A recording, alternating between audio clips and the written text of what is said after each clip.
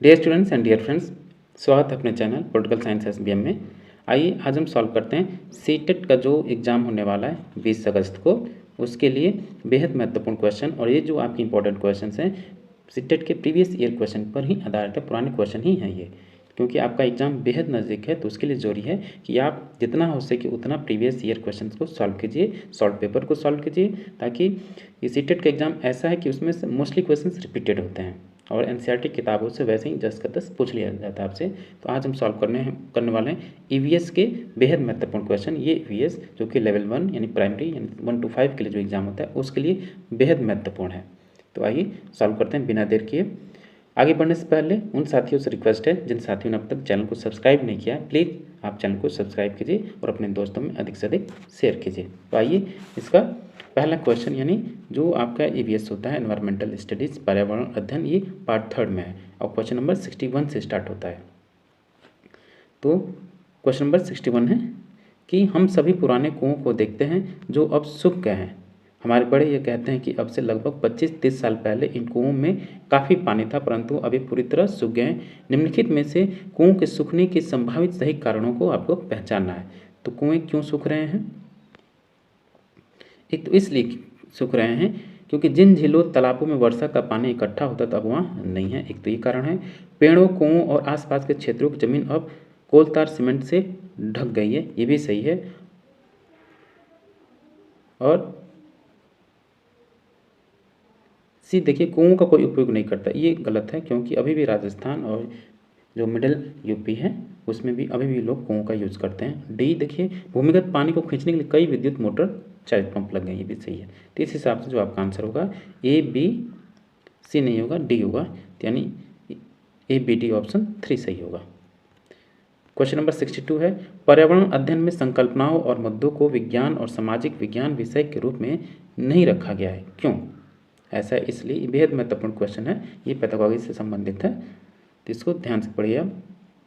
तो इसलिए शामिल नहीं किया गया है क्योंकि इस आयु वर्ग के बच्चे अपने परिवेश को समग्र रूप में देखते हैं, इस वजह से विज्ञान और सामाजिक विज्ञान के रूप में इसको शामिल नहीं किया गया, बतौर पर्यावरण अध्ययन के रूप में रखा गया क्योंकि इस आयु वर्ग के जो इस उम्र के बच्चे होते हैं अपने परिवेश को समग्र रूप में देखते हैं। तो ऑप्शन 1 सही होगा। क्वेश्चन नंबर 63 है, नीचे दिए गए शहरों में से किस शहर में रेत के पहाड़ जिन्हें रेत के टीले कहा जाता है पाए जाते हैं? ये भी आपका जाना माना क्वेश्चन है, सीटेट का है, एनसीईआरटी किताब सभी एनसीईआरटी की किताबों से संबंधित है। तो 63 का आंसर होगा option number 1 Abu Dhabi. Next question है क्वेश्चन नंबर 64, पर्यावरण अध्ययन के पाठ्यक्रम में उप विषयों के स्थान पर थीम को प्रस्तावित किया गया, ऐसा क्यों? ऐसा क्यों किया गया है? तो इसलिए किया गया है क्योंकि बच्चों के स्थानीय परिवेश के मुद्दों से जुड़े हुए और अंतर संबंधित समझ के विकास के लिए ऑप्शन 2 सही होगा। क्वेश्चन नंबर 65 है, निम्नलिखित में से कौन सा वर्तमान पर्यावरण अध्ययन पाठ्यक्रम के 6 मुख्य थीमों में से एक नहीं है? तो 65 का आंसर होगा ऑप्शन नंबर 3 काम और खेल, ये आपके थीम में शामिल नहीं है। आपको हमेशा याद रखना है कि जो पर्यावरण अध्ययन के पाठ्यक्रम के कितने थीम है? 6 थीम है, तो उसमें से आपका काम और खेल नहीं है।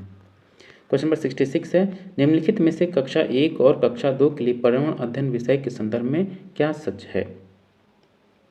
तो इसके बारे में जो सत्य कथन ये है कि पर्यावरण अध्ययन से संबंधित मुद्दों और संबंधों का संपादन भाषा और गणित के माध्यम से होता है।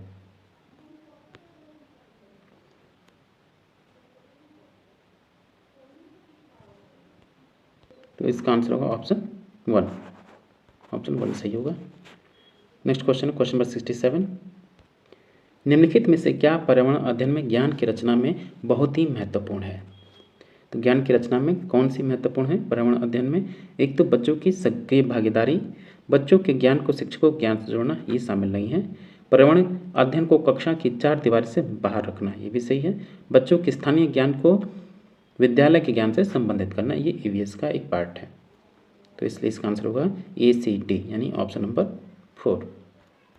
क्वेश्चन नंबर 68 है, पर्यावरण अध्ययन में बच्चों को जोड़ने की सबसे प्रभावशाली युक्ति क्या है? तो उनके लिए बेहद ज़रूरी है कि वो किस्से कहानियाँ टीचर पर्यावरण अध्ययन से संबंधित किस्से कहानियाँ बच्चों को शिक्षक के द्वारा बताई जाएँ, जिस वजह से वो कक्षा से ज़्यादा से ज़्यादा प्रभावशाली तरीके से जुड़ सकते हैं। ऑप्शन 4 सही होगा। क्वेश्चन नंबर 69 है, निम्नलिखित में से कौन सा एक पर्यावरण अध्ययन के संबंध में सच नहीं है?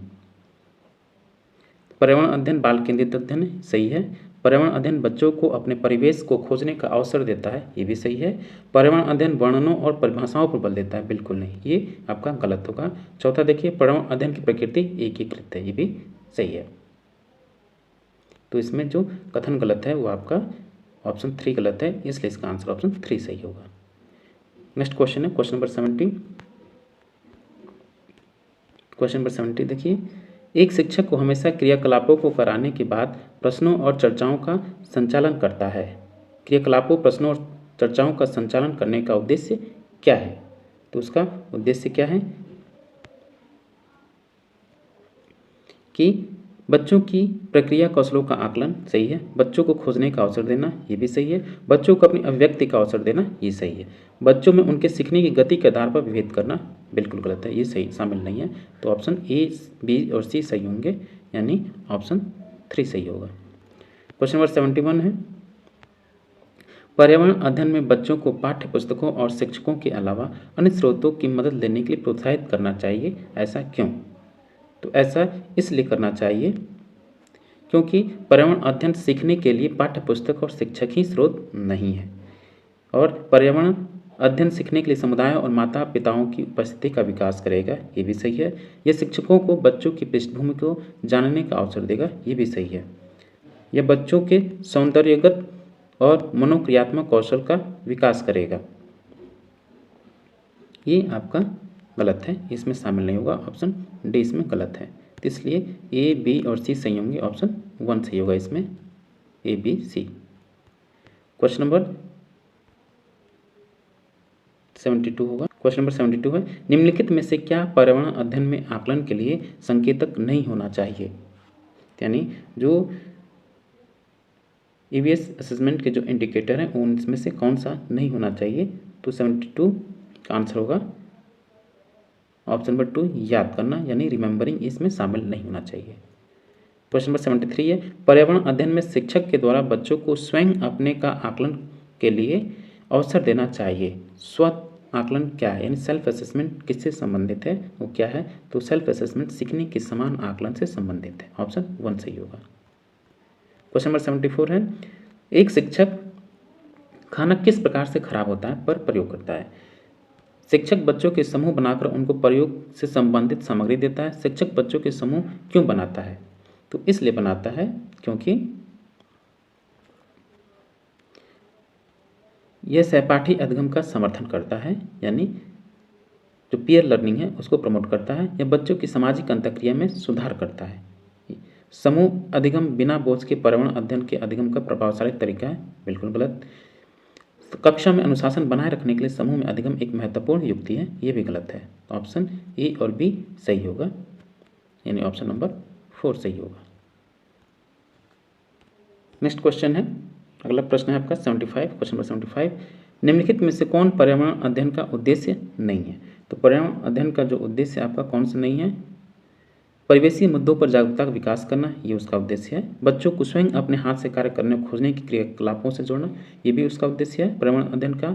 तीसरा, बच्चों को पाठ्यक्रम की परिभाषाएं प्रदान करने के लिए प्रोत्साहित करना, ये इससे संबंधित नहीं है। चौथा देखिए, बच्चों की जिज्ञासा और सृजनात्मकता का पोषण करना, ये सही है। यानी इसमें जो पर्यावरण अध्ययन से जो संबंधित तो उसका उद्देश्य नहीं हुआ, ऑप्शन 3 है, ऑप्शन 3 सही होगा।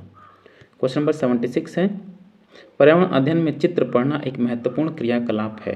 निम्नलिखित में से कौन से संकेतक का बच्चों में आकलन चित्र पढ़ने के द्वारा हो सकता है? कौन सा हो सकता है? एक तो अवलोकन और विलेखन हो सकता है, यानी ऑब्जर्वेशन रिकॉर्डिंग भी हो सकता है, और अभिव्यक्ति ये भी है, और विश्लेषण ये भी है। प्रयोग करना नहीं हो सकता, इसलिए ऑप्शन इसके ए, बी, सी सही है, ऑप्शन 1 सही होगा, ए, बी, सी। नेक्स्ट क्वेश्चन है क्वेश्चन नंबर 77,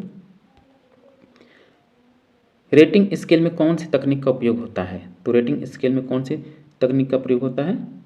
तो आपका ऑब्जर्वेशन यानी अवलोकन का प्रयोग होता है। क्वेश्चन नंबर 78 है, झूम खेती में अपनाई जाने वाली पद्धति के विषय में नीचे दिए कथनों पर विचार कीजिए।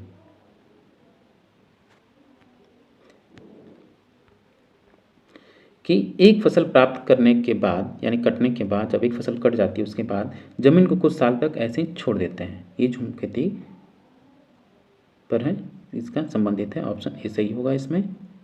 बी देखिए, इस जगह जो बांस या खरपतवार जंगल उगाता है उसे उखाड़कर जला देते हैं, ये नहीं सही है। खरपतवार यानी जंगल आदि को जलाने पर प्राप्त राख को या खाद की तरह काम में लाते हैं, ये भी सही नहीं है। इस जमीन में खेती की बारी आती है तो बीज छिड़कने से पहले इसे गहरा जोता जाता है, ये भी शामिल नहीं है इसमें। तो इसका आंसर होगा केवल ए, ये इसमें सही है, ऑप्शन ए।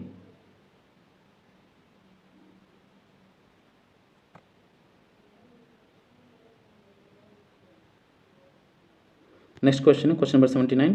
किसी पर्वतीय क्षेत्र में परीक्षण करने से यह पाया गया कि लोगों ने अपने घर पत्थर, मिट्टी, लकड़ी और चूने से बनाए। यह घर 2 मंजिलें हैं। नीचे की मंजिल पर जानवरों को रखते हैं तथा ज़रूरत का सामान भी इकट्ठा करके रखते हैं। वह स्वयं पहली मंजिल पर रहते हैं। सभी घरों की छतें समतल तथा इन पेड़ों के मोटे तनों से बनाया गया है। यह पर्वतीय क्षेत्र किस प्रदेश का है? तो देखिए, ये जो आपका है एनसीईआरटी के जब आप पुस्तकें पढ़ेंगे उसमें ऐसे ही है, उसी से ये टेक्स्ट उठा लिया गया और पूछ लिया गया है। तो ये आपका जम्मू कश्मीर से संबंधित है। नेक्स्ट क्वेश्चन है क्वेश्चन नंबर 80। आमतौर पर यह माना जाता है कि रात में जागने वाले जानवर हर चीज को जिस रंग में देखते हैं वे कौन से रंग हैं? तो आमतौर पर जो रात में जितने भी जानवर हैं वो किसी भी रंग को काला और सफ़ेद में देखते हैं। ऑप्शन 3 सही होगा, काला और सफ़ेद। क्वेश्चन नंबर 81 है, केंचुओं को किसानों का मित्र माना जाता है, इसके लिए निम्नलिखित में से सही कारणों को चुनिए। तो कौन से कारण हो सकते हैं? केंचुए मृत पत्तियों और पौधों को खाते हैं तथा इनके मल से जमीन उपजाऊ बनती है, ये कथन सही है आपका। केंचुए खरपतवार खाते हैं जिससे मुख्य फसल की रक्षा होती है। खरपतवार नहीं खाते, मिट्टी खाते हैं, ये गलत होगा, बी शामिल नहीं होगा इसमें। केंचुए जमीन में छेद बनाते हैं जिससे जमीन पोली हो जाती है, सही है। केंचुआ द्वारा बनाए गए छेदों से जमीन को आसानी से हवा और पानी मिल जाता है, यानी ए, सी और डी सही होगा, यानी ऑप्शन 2 सही है इसमें। क्वेश्चन नंबर 82 है, आदिवासी हजारों साल पहले से कांस्य यानी ब्राउन जो है चीज़ें बनाते आए हैं। आज भी हमारे घरों में कांस्य का उपयोग होता है। कांस्य के विषय में निम्नलिखित में से सबसे सही कथन चुनना है आपको।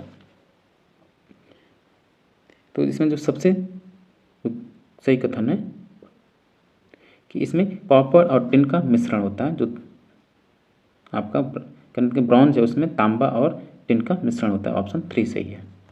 क्वेश्चन नंबर 3, नारियल डली हुई किसी भी करी के साथ उबला हुआ टैपियोका निम्नलिखित में से किस क्षेत्र का प्रिय भोजन है?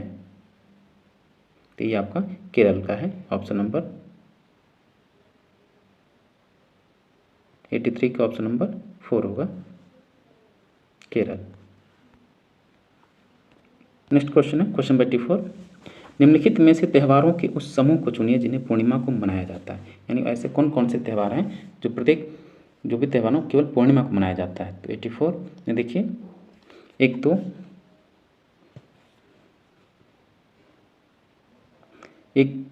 तो आपका हुआ कि बोल रहा पूर्णिमा को मनाया जाता है।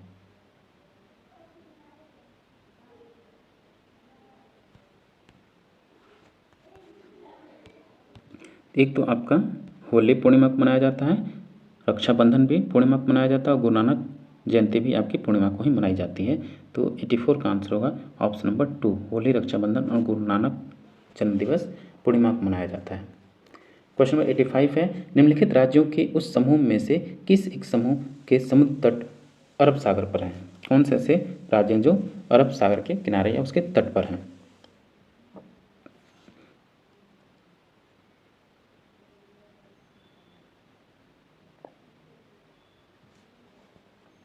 तो 85 कर्नाटक, केरल और गुजरात, ये तीनों ही अरब सागर के तट पर हैं। क्वेश्चन नंबर 86 है, हमारे देश के मानचित्र में झारखंड कहाँ स्थित है?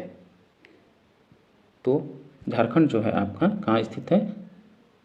उड़ीसा के उत्तर में, ऑप्शन 2 सही होगा। क्वेश्चन नंबर 87 है, निम्नलिखित में से क्या पेट्रोलियम से प्राप्त नहीं होता है? तो पेट्रोलियम से आपको क्या नहीं मिलता है? पेट्रोलियम से तो आपको एक तो मोम मिलता है, ग्रीस मिलता है और डीजल मिलता है, कोयला नहीं मिलता आपको। ऑप्शन 3 सही होगा।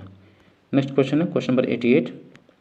कोई लड़का मड़गांव से 30 जून 2019 को किसी रेलगाड़ी पर सवार हुआ। यह रेलगाड़ी सुबह 9:45 बजे मड़गांव से चली तथा अगले दिन 7:15 बजे नागरकोइल पहुंची। देखिए क्वेश्चन रिपीटेड है।